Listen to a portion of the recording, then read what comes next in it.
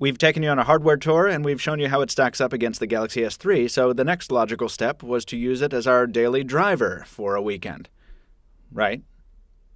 I'm Michael Fisher, this is pocketnow, and this is Galaxy Camera as daily driver, a weekend experiment.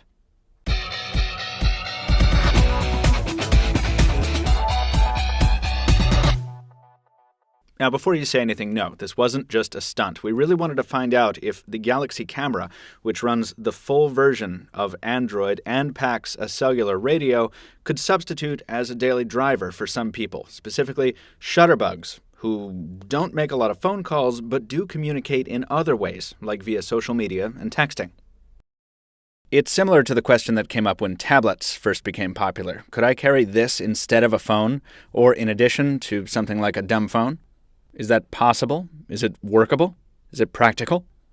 With the Galaxy Camera, in this use case it admittedly wasn't designed for, the answer is yes, it's possible to use as a daily driver. No, it's not practical, but it's not that far off the mark. I took it for a spin as my daily driver for a weekend on AT&T here in the Boston area, and I came away with these pluses and minuses. First things first, you can't use the Galaxy Camera as a phone in the traditional sense because there's no earpiece and the mic isn't in the right place. Furthermore, there's no phone application in the Jelly Bean build that ships with the camera. But you can use the speakerphone to make and take calls, and Skype works just fine in that regard, with and without video. In video calling mode, the primary shooter is used as there's no front-facing camera.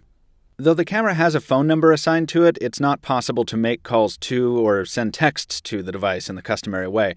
But once again, third-party apps like Google Voice work just fine for this purpose, and Samsung also bundles their own Chat On app for messaging.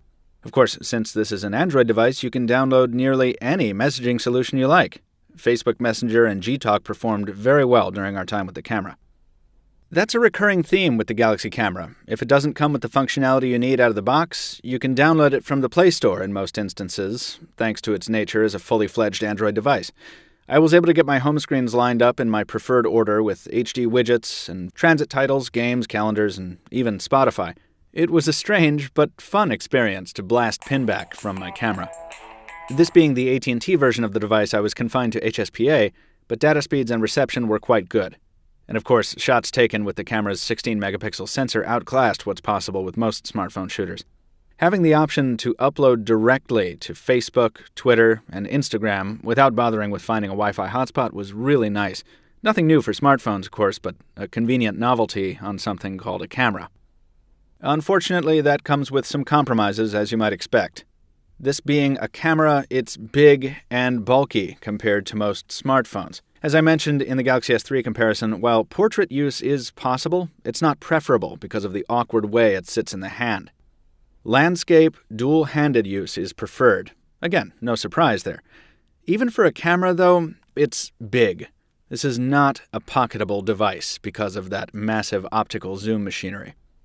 What was a surprise was the size of the battery included in the Galaxy Camera, only 1,650 milliamp hours, and that limitation was really apparent.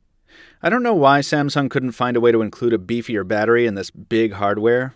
It was easy to go from a full charge to a depleted cell in just over half a day, with heavy usage.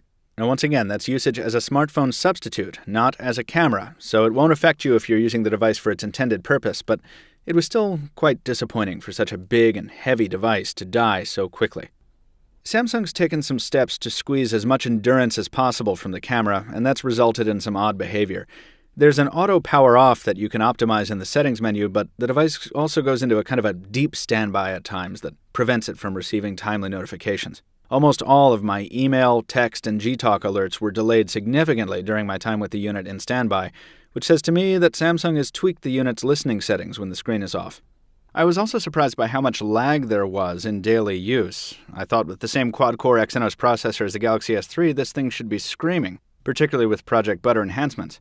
It felt a lot like the unit's CPU had been downclocked, and I was confused until I discovered that the power-saving feature was on. I'm not sure if this happened out of the box or if this is something I did and then forgot, but you'll want to check that setting if you're feeling a lot of lag on your Galaxy Camera, because it absolutely does limit the CPU's efficiency in the name of battery life, leading to a less than ideal software experience. Taking the Galaxy camera around town as my smartphone replacement was, as you might expect, again, a study in compromise.